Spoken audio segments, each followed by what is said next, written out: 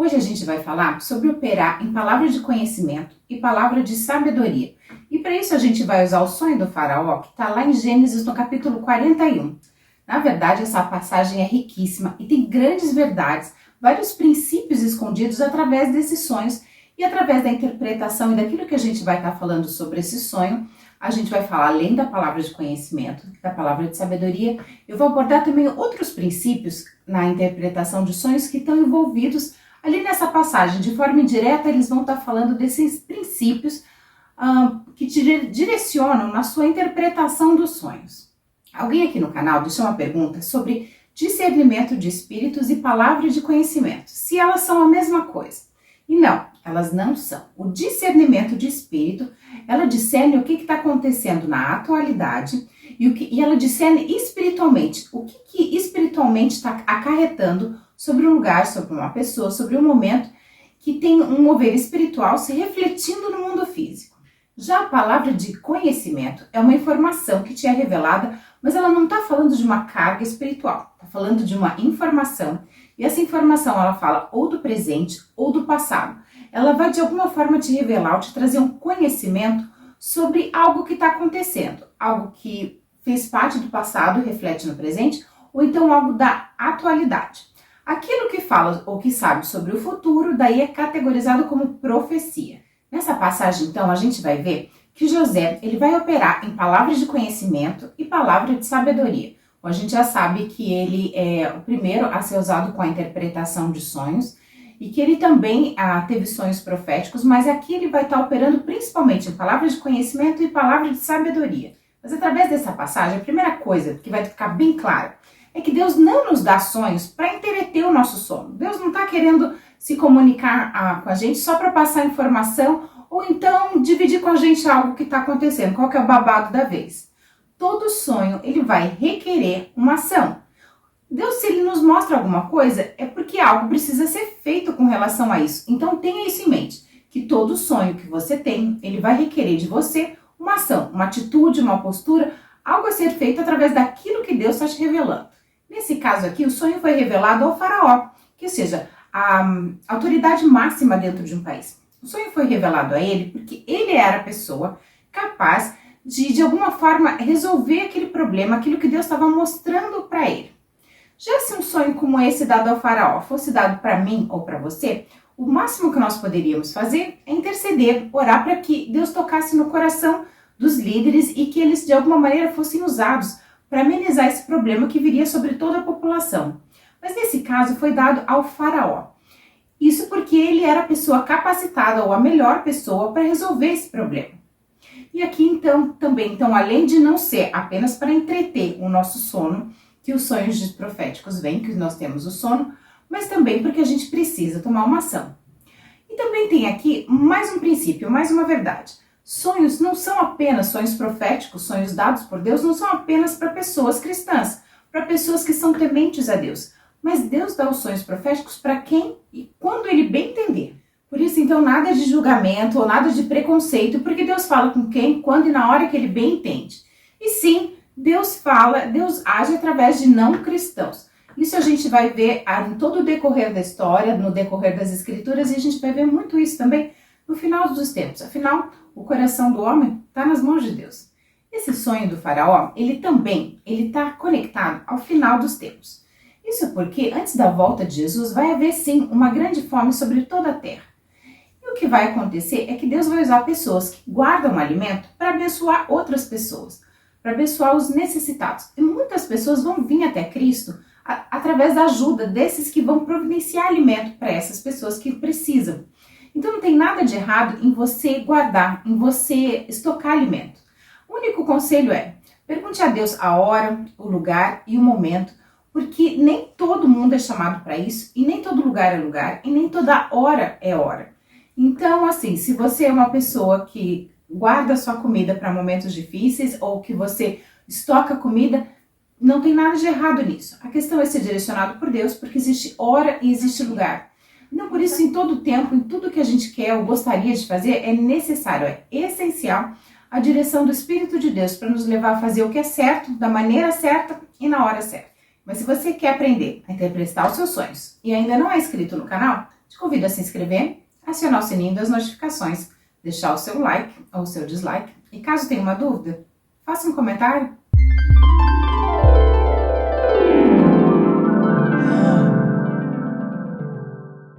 Vamos começar com a leitura do sonho do faraó, e isso está lá em Gênesis 41, do 1 ao 8. E eu quero que você preste atenção em um elemento ou um fator que é bem comum em sonho e Deus usar desse recurso para falar conosco. Deus está usando contraste aqui para carregar ou para nos passar uma mensagem. Vamos então para Gênesis 41, do 1 ao 8. 2 anos se passaram. Certo dia, o rei do Egito sonhou que estava em pé à margem do rio Nilo. De repente, saíram do rio 7 vacas vistosas e gordas, que começaram a pastar entre os juncos que vicejavam à beira do rio. Logo em seguida, saíram do rio outras 7 vacas, de aparência feia e mal alimentadas, e se alinharam ao lado das primeiras, na margem do Nilo. Então aconteceu que as vacas feias e magras engoliram as bonitas e gordas. Foi quando o faraó acordou assustado. Ele voltou a dormir e teve um segundo sonho. 7 espigas subiam de uma mesma haste, granadas e lindas de se ver. Mas eis que 7 espigas mirradas e queimadas pelo sol e vento orientais nasciam atrás delas. Então aconteceu que as espigas mirradas devoraram as 7 espigas graúdas e cheias. Então o faraó acordou preocupado. Era um sonho. De manhã, com o espírito conturbado, o faraó mandou chamar todos os magos e todos os sábios do Egito e lhes contou os sonhos que tivera durante aquela noite passada. Mas ninguém conseguiu dar ao faraó uma explicação convincente. Você conseguiu observar aqui o quanto Deus está usando o recurso da contradição para passar a sua mensagem? As vacas eram gordas e magras, vistosas e feias, as espigas eram graúdas e depois elas eram mirradas. Então Deus muitas vezes ele vai usar nos nossos sonhos esse contraste para passar uma mensagem de algo que aconteceu e que vai acontecer, ou algo que costumava ser e que vai mudar. Então, quando você vê de alguma forma dentro do teu sonho esse contraste, várias pessoas nuas e uma vestida, ou todo mundo vestido e uma nua, várias pessoas gordas e uma pessoa magra, muitas pessoas altas e algumas baixas, todo o contraste em sonho ele vai querer passar uma mensagem. Você deve prestar atenção nisso. Aqui no versículo 8 fala que Faraó acordou com um espírito conturbado. Isso quer dizer o quê? Que a informação foi dada ao espírito dele. E existe uma separação, uma diferença entre alma conturbada e espírito conturbado. Quando a sua alma está conturbada, por exemplo, quando você acorda que alguém teve um acidente, alguém morreu, ou seja, você consegue conectar essa informação, isso entra no seu racional, passa pelas suas emoções e isso conturba a sua alma, as suas emoções, os seus sentimentos. Mas aqui o faraó teve o espírito conturbado, porque ele não conseguiu entender aquilo, ou seja, a mensagem que Deus deu para ele foi algo profético, conectou ao espírito dele, e ele não conseguiu entender qual era essa mensagem. Mas ela foi comunicada no espírito dele, onde a racionalidade dele não conseguia entender aquilo que estava passando. Então ele acordou com o espírito conturbado e não com a alma conturbada. Basicamente, a diferença é assim. A alma conturbada fala uma dor, fala de uma ansiedade, fala de um medo, de algo concreto que você consegue saber por quê ou de onde vem. Já o espírito conturbado é uma urgência, uma sensação de desconforto que você não sabe explicar, você não define exatamente o motivo ou a razão, você apenas sente o mover, sente aquele desconforto, mas você não sabe explicar, você não sabe definir o porquê, ou o que está te causando aquilo. Quando isso acontecer, a informação, o sonho profético, ou aquilo que Deus está te mostrando, está chegando a você a nível do teu espírito, e não da tua alma. Então o teu espírito consegue perceber essa movimentação, mas você não necessariamente consegue descrever em palavras isso que está acontecendo. Eu não vou ler a sequência do capítulo 41, porque ele é bem longo e para não ficar cansativo. Mas então eu vou apontar só os versículos que têm os princípios e algo que é importante aqui a ser destacado. Mas eu te aconselho a ler em casa todo esse capítulo 41, tendo em mente essa perspectiva da interpretação de sonho, porque esse capítulo ele é riquíssimo, tem muita coisa bacana aqui e tem muita revelação. Inclusive eu tenho até outro vídeo analisando esse sonho do faraó, mas em outros aspectos, abordando outras questões que a gente não está falando aqui hoje. Então eu te convido a estudar, dar uma lida nesse capítulo 41, tendo em mente essa interpretação de sonho, que tem muita coisa legal aqui, tem muita revelação para a gente absorver aqui desse capítulo. Mas eu vou usar aqui só os versículos que que eu quero apontar mesmo. E uma das coisas que eu quero destacar aqui contigo está no versículo 16, onde José fala para o faraó que é Deus quem dá a revelação. Embora a interpretação de sonho ela tem uma matemática, uma maneira de pensar que nos faz chegar até uma interpretação, não é verdade que todos os sonhos, independente de seja quem seja, vai ter a toda pessoa, mesmo uma pessoa com dom de interpretação, não quer dizer que ela vai entender, que ela vai conseguir interpretar todos os sonhos. A gente vê isso, por exemplo, com Daniel. Daniel teve sonhos e teve visões que ele mesmo, sendo uma pessoa separada por Deus com esse dom da interpretação, ele não conseguiu interpretar tudo que foi mostrado para ele. Então, primeira coisa, a gente precisa desmistificar que uma pessoa com dom de interpretação vai conseguir interpretar todos os sonhos. E a outra coisa que precisa ser desmistificada é que uma pessoa que não tem o dom de interpretação nunca vai conseguir interpretar os sonhos. Ou seja, essas duas questões não são verdades. Nem toda a interpretação vai acontecer sempre, e muitas vezes a interpretação do sonho ela tem um momento para acontecer. E o fato de você não ter esse dom, necessariamente ser marcado com esse dom da interpretação dos sonhos, não quer dizer que você não seja uma pessoa que possa sim ser usada na interpretação de sonhos. Não apenas dos seus sonhos, mas também dos sonhos dos demais. Na sequência, no versículo 17, o faraó fala para José: no meu sonho parecia-me que eu estava em pé. O que isso dá a entender? Que ele estava no sonho, mas que ele estava observando, ele não era o foco do sonho. É como se dentro do sonho ele estivesse um pouco distante, apenas observando aquilo que estava sendo mostrado para ele. E em outros vídeos eu já expliquei sobre isso, que quando você está observando, na maioria absoluta das vezes, o sonho não é sobre você. É alguma coisa que Deus está te mostrando, que Deus está te revelando, que muitas vezes, e esse é o caso, você vai passar por esse problema, você vai fazer parte desse problema, mas você não é o foco daquilo que Deus está te mostrando. E nesse caso foi isso que aconteceu com o faraó. Ele está observando as 7 vacas gordas e as 7 vacas magras, as 7 espigas cheias e as 7 espigas mirradas. E Deus está mostrando para ele, está revelando para ele aquilo que vai acontecer e vai acontecer logo. E ele está observando, ou seja, não é sobre ele, embora ele vá sofrer as consequências daquilo que Deus está mostrando para ele. No versículo 18, ele fala que as margens do Nilo, o lugar em sonho também sempre vai carregar uma mensagem. Dentro desse contexto do Egito, o Nilo é aquilo que proporcionava a toda uma nação a prosperidade, porque a água vinha fertilizar os campos, vinha trazer aquilo que era próspero para eles. Então, o que esse lugar aonde ele estava, dentro desse contexto desse país, o que isso significa? No teu sonho também, os lugares sempre vão ter um significado. Você nunca está, se você estiver numa escola, se você estiver no campo, na sua casa do passado, no seu escritório, tudo isso vai agregar informações sobre a interpretação do seu sonho.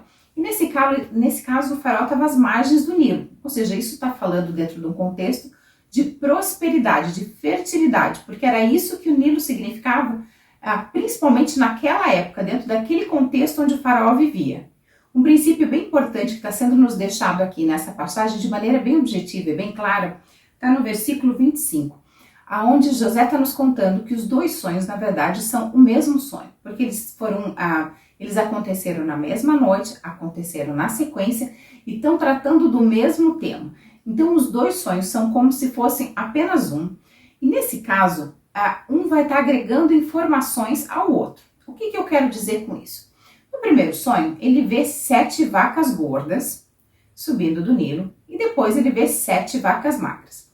No segundo sonho, a gente vai ver que de um mesmo pé de milho saem 7 espigas, ou seja, de um único pé. Está falando de uma mesma fase, 7 espigas graúdas, ou seja, cheia de grãos.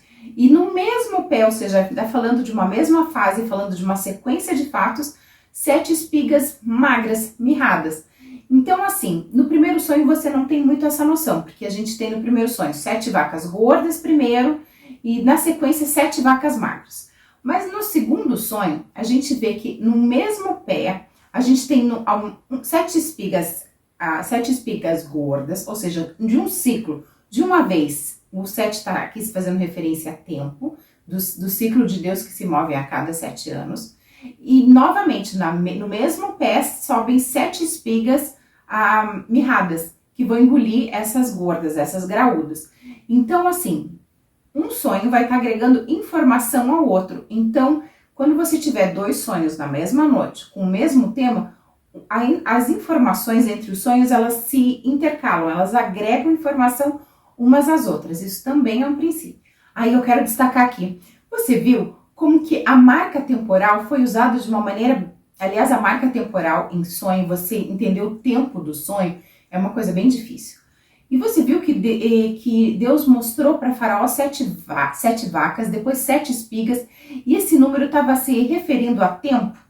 Isso é uma das questões que você vai precisar na hora de interpretar o sonho, do discernimento, da palavra de conhecimento, para realmente discernir a mensagem, porque não existe nada falando de tempo, o tempo seria 7 anos. Você precisa mais ou menos conhecer as escrituras, mas se você não tiver a revelação, a palavra de conhecimento de Deus, entender o tempo no sonho é algo bem difícil. Nesse caso aqui, o tempo está sendo mostrado através desses sonhos, falando das espigas. Porque hoje em dia a gente tem entre safras, mas antigamente a plantação era por tempo, ou seja, e era uma vez no ano. Tinha o tempo de plantar, o tempo de colher, não existiam as entre safras ou as safrinhas. Era uma vez no ano. E isso dá a ideia do tempo dentro desse sonho, dentro desse contexto vai dar a ideia dos 7 anos, que sem dúvida José conhecia os ciclos de Deus que se movem a cada 7 anos, e está falando da plantação, ou seja, a plantação ela era dada uma vez por ano, seja qual cultura que tivesse sendo mostrada ou fosse cultivada, a sua colheita era feita uma vez por ano. Então a questão do tempo aqui está sendo determinada através da agricultura e do costume da época dentro dessa questão da agricultura. Depois, na sequência do versículo 24, o faraó vai falar para José: olha, eu contei aos magos, mas ninguém soube me dizer o que estava acontecendo, o que o sonho quis dizer. O que ele está falando aqui é que ninguém teve a palavra de conhecimento, ou seja, a revelação daquilo que o sonho está mostrando. Do versículo 25 em diante, José começa a operar dentro da palavra de conhecimento. E o que é isso? Através do entendimento do sonho, ele vai explicar o que é que Deus mostrou para o faraó. Então ele vai, através da interpretação do sonho, ele está operando em palavra de conhecimento. Ele vai explicar para o faraó o significado do sonho dele através do entendimento. Uma das formas de palavra de conhecimento pode ser através de interpretação, ou seja, a interpretação pode ser uma palavra de conhecimento. Mas a palavra de conhecimento pode vir de outras maneiras. Ela pode vir através de você olhar para alguém e o Espírito de Deus te colocar no teu espírito uma informação, pode ser através de uma visão, pode ser, ou seja, a interpretação do sonho é uma das formas da manifestação da palavra de conhecimento, mas ela não é a única, tá? E a gente já falou mais sobre isso em outro vídeo. Outro princípio bem importante, que está de forma bem clara aqui nas escrituras, está no versículo 32. E aqui está dizendo assim: o sonho veio ao faraó 2 vezes para deixar claro que Deus já se decidiu por assim agir e que se apressa em realizar o que determinou. Ou seja, 2 vezes quer dizer que Deus já se decidiu, Deus já bateu uma sentença que vai acontecer logo. Então, como eu falei, o tempo em sonho é algo bem difícil da gente determinar. Mas quando você tem 2 sonhos na mesma noite, em sequência, sobre o mesmo assunto, ou seja, a urgência de Deus, e Deus está te mostrando a urgência dele, que aquilo vai acontecer, e aquilo vai acontecer logo. E isso é uma marca temporal. Tenha isso em mente quando você estiver interpretando os seus sonhos. Então, aqui até o versículo 32, José se moveu em palavras de conhecimento. Ele interpretou o sonho e contou para o faraó aquilo que Deus estava mostrando para ele através do sonho. Se você for interpretar o sonho de alguém, seja o seu sonho, ou seja o sonho de uma terceira pessoa, você vai até aí, você vai até a interpretação. Se caso Deus te deu uma revelação, você pode agir em palavra de conhecimento, mas a palavra de sabedoria, que é o que José vai começar a operar daqui para frente, você só faz se você for realmente ungido ou direcionado por Deus a fazer. Porque a palavra de sabedoria Deus te dá um conhecimento, te dá uma informação. E o que fazer com essa informação é palavra de sabedoria. Quando Deus te mostra o que você deve fazer, te dá uma estratégia. O que acontece é que muitas vezes, na hora da interpretação do sonho, a gente quer usar a nossa experiência para mostrar ou para falar para a pessoa o que ela tem que fazer e como ela deve agir. Só faça isso se você tiver a revelação de Deus, se você estiver agindo na palavra de sabedoria. Caso contrário, pare na interpretação do sonho. Olha, o sonho mostra isso. E o que a pessoa deve fazer com essa informação que Deus está mostrando, a maioria absoluta das vezes é uma coisa entre a pessoa e Deus. Mesmo porque os sonhos são uma forma de nos chamar, de nos aproximar até o Pai. E você agir nessa palavra de sabedoria quando estiver interpretando o sonho é muito perigoso se você for dar um conselho que não foi Deus que te deu, se não é algo que Deus está te direcionando verdadeiramente. Então tome muito cuidado na hora de interpretação e só dá conselho se você estiver agindo nessa palavra de sabedoria. Então José operou aqui em palavra de sabedoria, que é o poder de Deus agindo através da vida dele, mostrando aquilo que deveria ser feito. E veja o quanto isso é importante, você agir dentro desses dons. Porque essa palavra de sabedoria é o discernimento de Deus agindo e operando através de nós para que as circunstâncias e outras pessoas sejam abençoadas. Então, assim, a gente precisa ter muito cuidado para não operar nessa palavra para falar que Deus disse uma coisa que Ele não disse.